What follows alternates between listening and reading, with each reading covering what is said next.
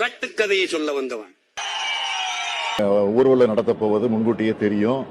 அதுக்கு தகுந்த காவல்துறை பாதுகாப்பு ஏற்பாடு செய்திருக்கணும்.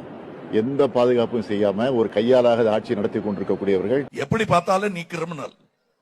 தம்பி அழுகுனவனே அவன் அழுது கட்டுறான். ஓத்தா எனக்கு ஏதாவது வச்சு உம்மால வாயில பிடிக்கும் போல.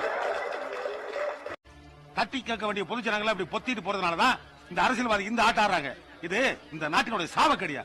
பிஎஸ் வீரப்ப ஒரு படத்துல சரியா சொன்னாரு, இந்த நாடும் நாட்டு மக்களும் நாசமாய் போகட்டும்.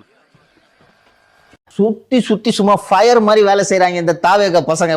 கலைஞர் என்ன பண்றாரு? கலைஞர்கள் நான் மரியாதை கொடுத்தான் கலைஞர் பேசிய என்ன கலைஞர் என்ன பண்ணாரு?